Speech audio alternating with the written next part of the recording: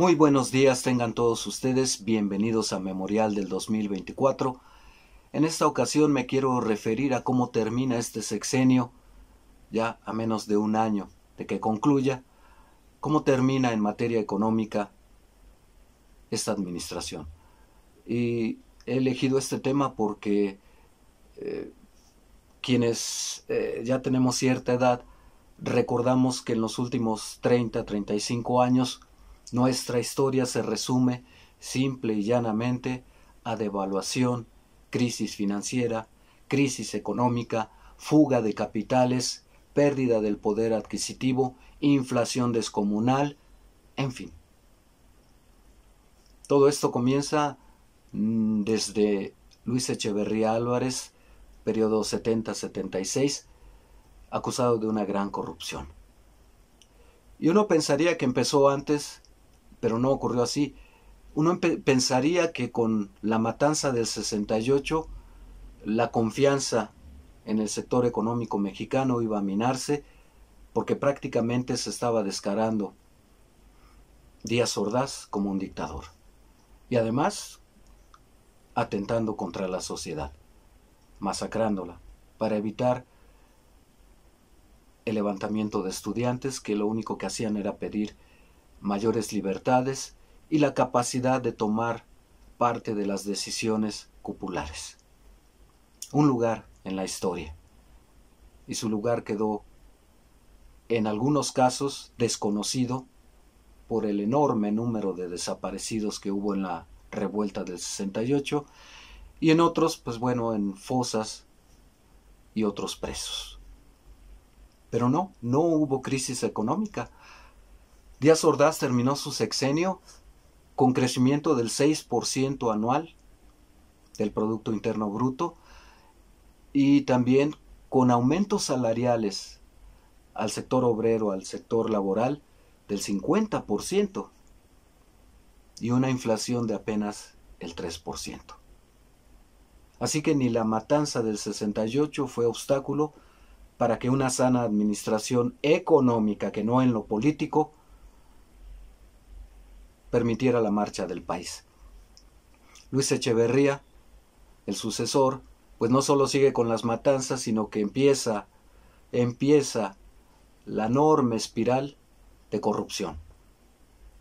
Y empezamos a padecer los fenómenos de la devaluación. El peso empieza con Echeverría, si mal no recuerdo, en 3 por dólar y termina en 12.50. ¿Y qué decir de José López Portillo? Termina en 82 su sexenio, sin haber tenido competencia política para llegar a la presidencia de la República, porque el PAN se peleó y no pudo denominar candidato por la primera magistratura del país. Termina su sexenio en 82 con una crisis terrible, y las causales son haber apostado al petróleo, no porque estuviera equivocado, porque teníamos grandes yacimientos, pero el desplome en los precios inducido internacionalmente, y por otra parte haber invertido en ductos con Estados Unidos que se los dejaron a medias, pues ya no pudimos administrar la abundancia que prometía que así iba a hacer José López Portillo. Incluso llega al extremo de nacionalizar la banca por la fuga tanto de cuentavientes como de las reservas nacionales. Eso es responsabilidad del Banco de México, pero en fin. Llega Miguel de la Madrid y empieza el neoliberalismo, la tecnocracia, y a lo largo de todo su sexenio, pactos de estabilidad económica, que no es otra cosa que darle todas las facilidades al sector empresarial, restringir los salarios, so pena de que habría inflación y que no tenía caso mejorar las condiciones económicas del trabajador, puesto que esto a su vez iba a generar más y más inflación. Pactos de estabilidad económica. Salinas, Carlos Salinas de Gortari, estaba en la Secretaría de Hacienda por ahí haciendo de las suyas, y empezó la subasta de bienes nacionales con la privatización de organismos descentralizados y paraestatales. A menudo se dice que pues bueno, había que destinar los recursos de esas ventas para apoyar a los sectores pobres, pero resulta que se fueron a los ricos y a los bolsillos de quienes vendieron, junto con las empresas que vendieron, para acabar pronto. Y lamentablemente fue un sexenio, algunos lo dicen perdido, pero económicamente hubo una transformación descomunal en el país, porque comencemos por recordar que el neoliberalismo llegó para quedarse por lo menos 30 años en el país. Durante el sexenio de Salinas, más de 3,000 paraestatales, entre ellas las más importantes, Telmex, por ejemplo, entre muchas otras, subastadas a los cuates, Slim, entre otros. Y todas las canonjías y privilegios para el sector empresarial. Y se decía en los primeros años de Salinas que todo iba viento en popa, que incluso Salinas vendía la idea de que México ya estaba inserto en el primer mundo, pero sin democracia. E incluso durante ese sexenio recuerdo que se acuñó la frase de que el problema de México no era político, es decir, la democracia, sino era económico, en el sentido de que pues, había que terminar de implantar perfectamente bien el neoliberalismo, y empezó la subasta de bienes nacionales y la firma del Tratado de Libre Comercio, que terminó de descobijar a sectores vitales para la economía mexicana, hasta entonces, con Miguel de la Madrid, todavía mixta, le llaman técnicamente, porque si bien es cierto que admitía inversión extranjera, la intención era, de alguna manera, proteger al sector productivo nacional. Pero con el TLC se dejó desprotegido al campo, no se crearon mecanismos lo suficientemente importantes como para que el campo se preparase para la competencia internacional. Nos inundan después de productos de ínfima calidad, nos imponen las reglas de ese tratado en Estados Unidos, poco faltó para que también los energéticos, empezando por el petróleo, fueran incluidos en este acuerdo comercial con Estados Unidos y Canadá. Pero ese Salinas y su clase política estudiada en el extranjero, con doctorados y menciones honoríficas, etc., pues no entendió que no era por ahí, que no era solo un problema económico de terminar de aplicar bien el neoliberalismo, sino que el problema en México seguía siendo de falta de democracia y de descomposición del partido único, hasta entonces todavía, que le había dado estabilidad durante décadas a la nación, justamente porque los arreglos internos por la sucesión presidencial lo permitían. Esta ocasión no ocurrió así. Para empezar, a Salinas se le atraviesa el levantamiento armado de Chiapas en 94, enero 1, justo cuando entra en vigor el Tratado de Libre Comercio. La muerte, el magnicidio de Luis Donaldo Colosio Murrieta, el asesinato también del cardenal Juan Jesús Posadas Ocampo, que cuentan, o la versión oficial dice que fue confundido con un narco. Y ya por septiembre de ese 94, también el asesinato artero del cuñado del expresidente Carlos Salinas, José Francisco Ruiz Massieu. En ese año, de una reserva internacional que teníamos de alrededor de 120 millones de dólares, quedaron 10 millones. Y contando, ¿eh? Y después, Salinas no quiso devaluar.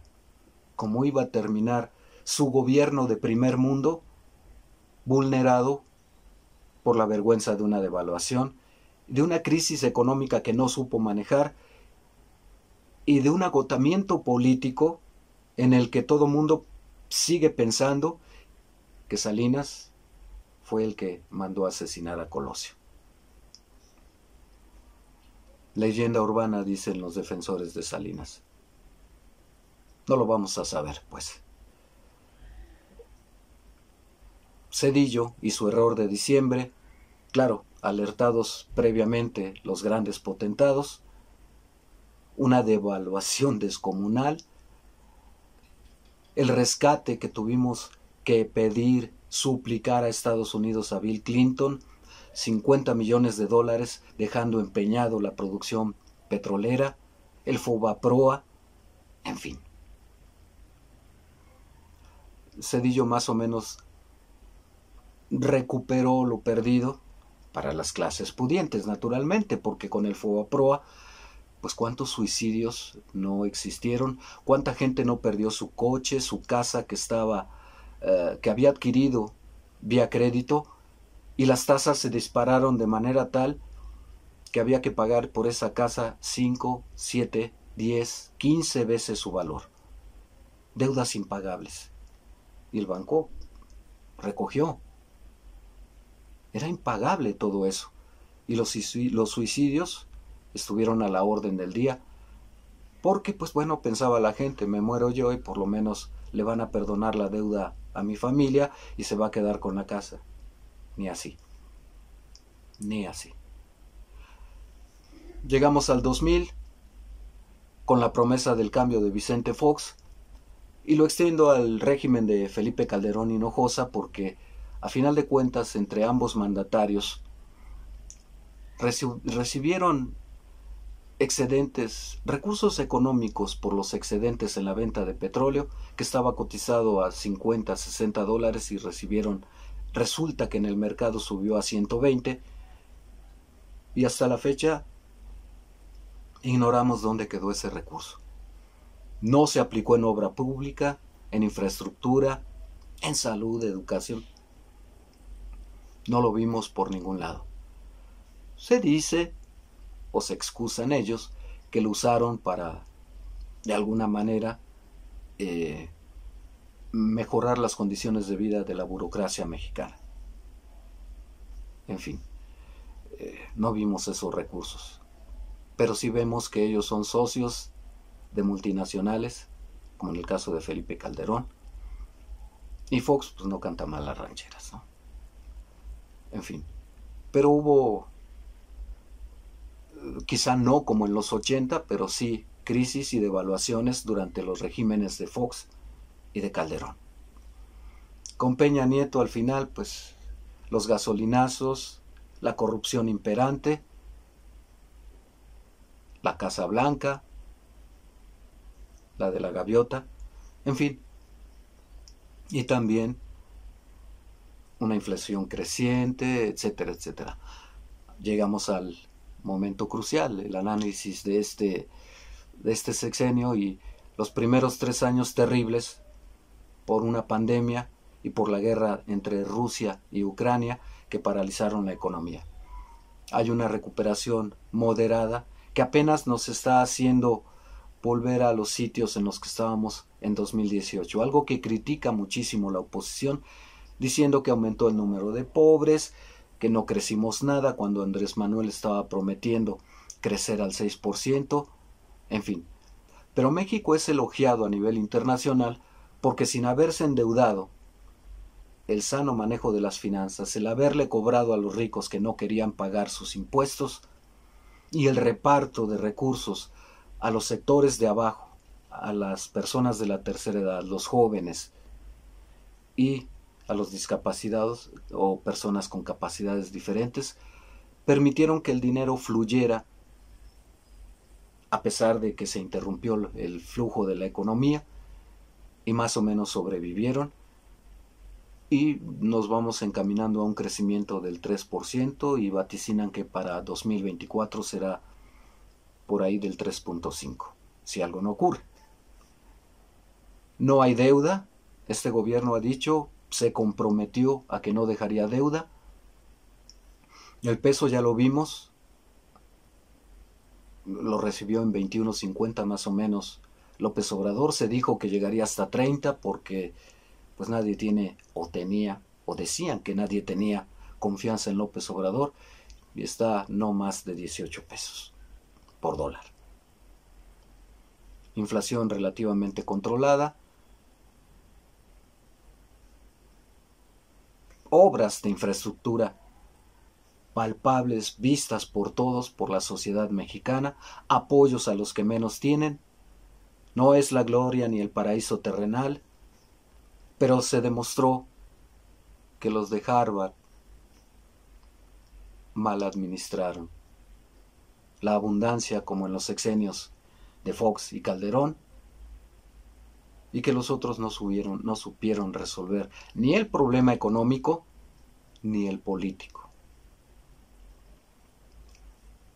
Hasta ahora, todo apunta a que en esta transición sexenal, quizá porque todo apunta a que haya continuidad con la elección que parece ganará Claudia Sheinbaum, no va a haber crisis económica, ni fuga de capitales, ni devaluación. Y que conste que quien pide devaluación y cancelar programas sociales y privatizarlo todo otra vez y entregar los bienes y riquezas nacionales, está del otro lado, en el frente. Que le pesa, que no le gusta, que no quiere un superpeso, pero que además le tiene mucho miedo a decir, en cuanto yo llegue voy a devaluar. Le tienen miedo a esa palabra porque tendríamos que analizar los últimos 30 años, aunque a ellos no les gusta volver la mirada al pasado. Es más, siempre están señalando, es que se queja este gobierno de todo y siempre le echa la culpa al pasado. Pues es que ahí está. Y por ese pasado estamos hoy día en una condición tan deplorable, cuando podíamos ocupar efectivamente un lugar en el primer mundo al que nos prometió llevarnos Salinas de Gortari. En fin, todo parece indicar que será una transición gubernamental económicamente tranquila, de continuidad, sin sobresaltos, salvo ese pequeño gran detalle. Otra vez volvería yo a citar lo que se decía en el régimen de Salinas, cuando se empecinaban en decir que el problema era económico y de modelo, y no el político y de democracia.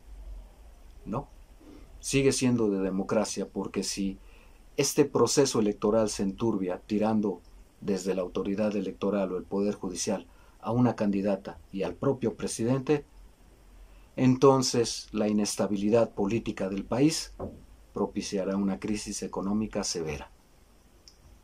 Y están dispuestos a ello, con tal de demostrar que el modelo de López Obrador no funcionó y que estaba sostenido en alfileres o en una utopía o en un comunismo trasnochado. Cuidado. No es solo quien controle al país en la sucesión lo que está en juego. Fíjense en lo económico. La inestabilidad política provoca crisis económica, fuga de capitales y se desalienta la inversión. Así que cuidado. Sería en vano pedir que los órganos electorales, el administrativo y el judicial, pensaran en la estabilidad económica de millones y millones de familias que apenas están viendo en este sexenio un apoyo gubernamental y recuperando la confianza en su gobierno. La inestabilidad política genera crisis económica, fuga de capitales, inflación, devaluación, y parece que hacia allá nos quieren llevar las instituciones de la oposición y la oposición misma. Cuidado con ello. Hasta aquí por hoy, nos vemos en la tarde. Les dejo las líneas de comunicación. Suscríbanse, denos un like. Nos vemos en la tarde, cuídense mucho. Hasta entonces.